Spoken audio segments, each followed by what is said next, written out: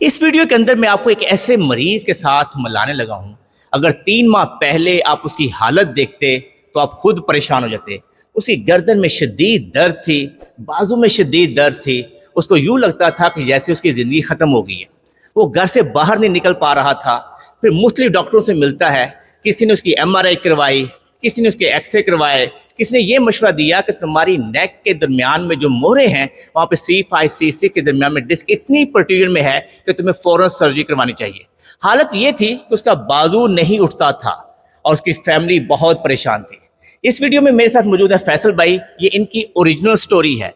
ये दिन रखिए कि 3 माह पहले जब मैं इनसे मिला तो मैं खुद भी बहुत परेशान हो गया, लेकिन आज ये मेरे साथ बैठे हुए हैं। इनके बाजू की पूरी मूवमेंट वापस आ चुकी है, ये जिम में आ रहे हैं। मेरा मकसद इस वीडियो के अंदर आपको ये मैसेज देना है कि अगर आपकी विल पावर सही हो, आप फैसला साजी सही हो, सही डॉक्टर से मिलेंगे तो हो सकता है कि आप भी सर्जरी से बच सकें। इस वीडियो के अंदर हम उन सबकी स्टोरी सुनेंगे और फिर आपको बताएंगे कि ऐसे केसेस के अंदर बेहतर फैसला कैसे किया जा सकता है। फैसल भाई, ये बताइए कि जब आपको ये गर्दन में शदीद दर्द हुई, कंधे में दर्द आई, तो कैसे स्टार्ट हुई थी?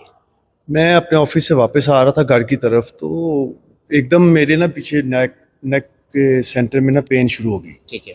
और उसके कुछ ही मिनटों बाद ना मेरे हाथ की मूवमेंट बिल्कुल स्लो होती जा रही थी। ठीक है। और मैं अभी घर के पास ही पहुंच रहा था तो वो बिल्कुल हाथ की मूवमेंट ही बंद होगी मेरी। तो वो फिर मैं फ़ौरन हॉस्पिटल पहुंचा। ठीक है। वहाँ पे उन्होंने चेक वगैरह किया, सारा देखा उन्होंने, और उन्होंने कहा ये कोई मस्कुलर पेन वगैरह है तो आपके ये एक्सरे वगैरह करते हैं और ये टेस्ट वगैरह कराते हैं तो फिर देखते हैं। ठीक है। और वो उन्होंने एक्सरे वगैरह किया, सब कुछ हुआ, तो उन्होंने मस्कुलर पेन की मुझे दवाई दे दी। लेकिन वो 1 दिन 2 दिन तक मुझे उससे कुछ फ़र्क नहीं पड़ा। ठीक है। और फिर मैंने 1-2 न्यूरो जो सर्जन्स हैं उनके पास गया, उनको चेक कराया। उन्होंने मुझे MRI का कहा, MRI कराई। और उसके बाद मुझे उन्होंने तकरीबन सब डॉक्टर से मुझे कहा था जी आपकी सर्जरी होगी। ठीक है। और ये फौरी तौर पे आपको करनी चाहिए अगर आपने पेन से रिलीफ लेना है। ठीक है। तो वो बड़ी परेशानी थी एकदम के, लेकिन पेन मेरी 3-4 दिन लगा कंटिन्यूसली ना, मेरी पेन नहीं कम हो रही थी। ठीक है। वो हम बिल्कुल तैयार थे कि हम सर्जरी के लिए, और फिर आपसे मेरा कांटेक्ट हुआ तो फिर आपने कहा ठीक है, लेकिन 1-2 और डॉक्टर से आप ओपिनियन ले लें। तो वो हम जब नेक्स्ट 1-2 और डॉक्टर्स के ओपिनियन में गए तो न्यूरो फिजिशियन के पास हम चले गए। तो उन्होंने हमें देखा, MRI वगैरह देखी, तो उन्होंने कहा आपका सर्जरी के बगैर भी हल हो सकता है। और वो फिर मैंने आपसे डिस्कस किया इस चीज़ का। फिर हमने दोबारा उन्हीं डॉक्टर साहब से एक दफ़ा सर्जन है उनसे भी दोबारा कांटेक्ट किया। उन्होंने भी कहा कि आपको न्यूरो जो फिजिशियन है उनका एक दफ़ा ये मेडिसिन लेनी चाहिए। ठीक है। और जैसे ही मैंने उनकी मेडिसिन खाना शुरू की तो वो मुझे बड़ा, अल्लाह का शुक्र है, अल्लाह ताला का फजल है कि मुझे काफ़ी रिलीफ मिला। 3 माह पहले जब इनकी इंजरी हुई थी, इनको दर्द शुरू हुई थी, मैंने 3 दिन के बाद इनको देखा था। यकीन मानिए इनकी गर्दन जो है ऐसे थी, इनको कहते थे गर्दन को थोड़ा पीछे लेके जाएं, थोड़ा पीछे लेके जाएं तो शदीद दर्द शुरू हो जाती थी। मैं कहता था साइड पे नेक को लेके आए क्योंकि बाजू में शदीद दर्द थी। मैंने इसे कहता था कि बाजू उठाएं, थोड़ा बाजू उठाएं, बस थोड़ा सा। इनका बाजू यूं उठता था। जब मैंने कहा साइड से बाजू उठाएं तो बाजू उठने का नाम लेता था।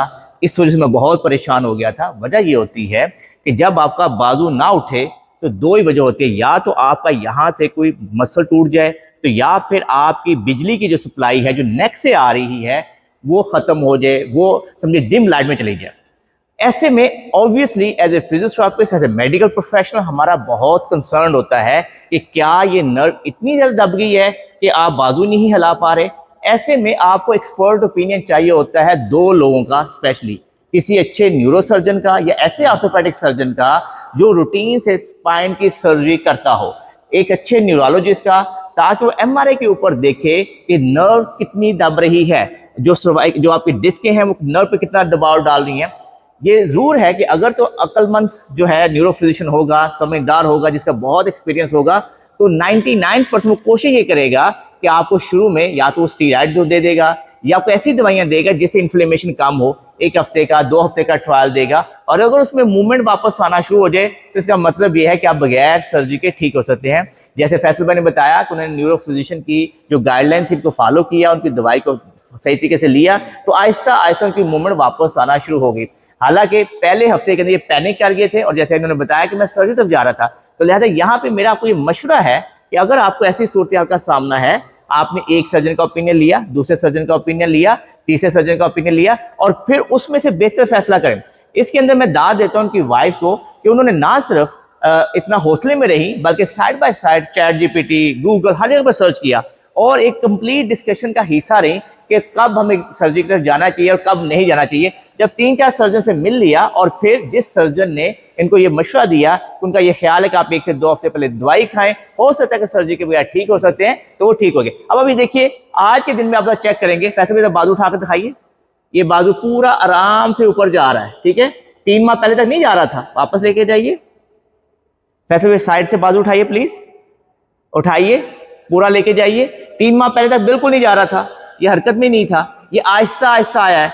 मैंने इनको 2 हफ्ते पहले चेक किया तो ऐसे बाजू जा रहा था, ऐसे, यानी कि कंधा उचक रहा था। मैंने कहा था भाई आराम से बाजू लेके जाएं, तो आहिस्ता आहिस्ता ये इनका बाजू आना शुरू हो गया। इनकी गर्दन की मूवमेंट देखें, पीछे लेके जाएं पूरी, आगे बिल्कुल पीछे जा रही है, पूरी फुल मूवमेंट में आ गए हैं वापस। आगे जाइए, नीचे देखिए, फुल मूवमेंट कर रहे हैं, ठीक है। मेरी तरफ नेक को घुमाइए, ये देखिए इस तरह से घुमा, दूसरी साइड पे घुमाइए, ठीक है।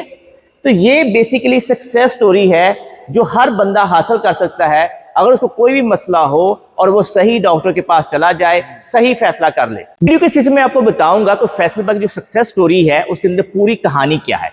ये देखिए, नंबर 1, जो दवाइयां दी जाती है ऐसे केसेस के अंदर, उनका मकसद ये होता है कि जो नर्व के अलावा इन्फ्लेमेशन वो कम की जा सके। सबसे पहले गैबापेंटिन, गैबिका दवाई दी जाती है। वो नॉर्मली सर्जन जो होते हैं या न्यूरो फिजिशियन होते हैं 75 मिलीग्राम से शुरू करके 150-200 मिलीग्राम तक जा सकते हैं।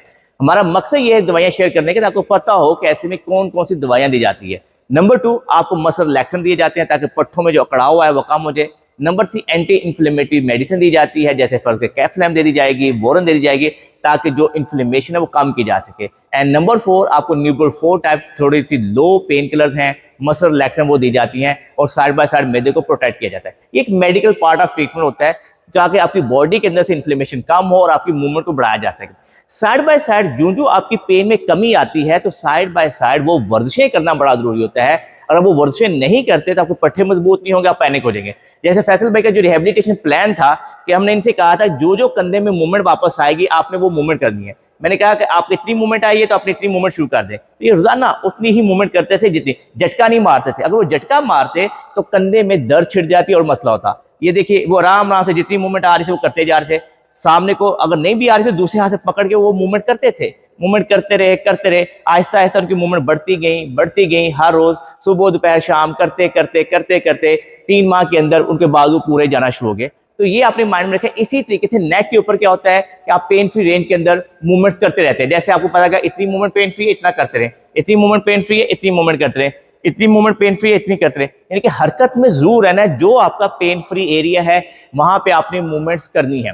जब 6 हफ्ते गुजर जाते हैं तो उसके बाद आपको फिर थोड़ी सी स्ट्रेंथनिंग एक्सरसाइज करना होती है। आपको लगा मेरी मूवमेंट वापस आ गई है, आप पेन फ्री हैं, तो फिर आप सिंपल नेक आइसोमेट्रिक एक्सरसाइज करके अपनी जो एक्सरसाइज करके अपने नेक के मसल को मजबूत कर लेते हैं। तो ये इनका रिहेबिलिटेशन प्लान था जो उन्होंने आहिस्ता आहिस्ता फॉलो किया, और आज ये प्रॉपर जो है ट्रेडमिल करते हैं, प्रॉपर जिम में आते हैं। लेकिन अपर बॉडी की अपनी रेजिस्टेंस ट्रेनिंग शुरू नहीं की, लेग वर्कआउट शुरू किया है। वॉक करते हैं, 5-6 किलोमीटर वॉक करते हैं, साइकिलिंग करते हैं, एलिप्टिकल करते हैं। लेकिन अभी क्योंकि बाजुओं में स्ट्रेंथ इतनी तो आ गई है कि मूवमेंट वापस आ गई, लेकिन अभी पावरफुल वर्कआउट वाली स्ट्रेंथ नहीं है। वो मैंने कभी डिस्करेज किया है कि तकरीबन 6 माह तक आपने स्ट्रॉन्ग रेजिस्टेंस ट्रेनिंग नहीं करनी, ताकि नेक के ऊपर अननेसेसरी लोड ना पड़े, कंधे के ऊपर अननेसेसरी लोड ना पड़े, ताकि दोबारा से कोई इंजरी ना हो जाए। तो ये बहुत सिंपल प्लान है। लास्ट पे ऐसे केसेस के अंदर मेरा हमेशा आपको मशवरा होता है कि आपको जो फैमिली है उसको बड़ा हौसले में रहना पड़ता है, क्योंकि ये ग्रेजुअल रिकवरी प्रोग्रेस होती है। आपको पेशेंट को खुद बड़ी हौसला दिखाना पड़ता है। फैसल मैंने 3 माह में ये सारी चीजें की और आज ये नॉर्मल लाइफ गुजार रहे हैं। मैं उम्मीद करता हूं कि आपको ये वीडियो पसंद आई होगी। अगर आपको ये वीडियो पसंद आई है तो इसको लाइक और शेयर कीजिए, हमारे चैनल को सब्सक्राइब कीजिए और बेल आइकन को जरूर क्लिक कीजिए, ताकि हमारी नई वीडियो के बारे में आगाही हो। अल्लाह हम सबका हामी और नासर हो। अल्लाह हाफिज।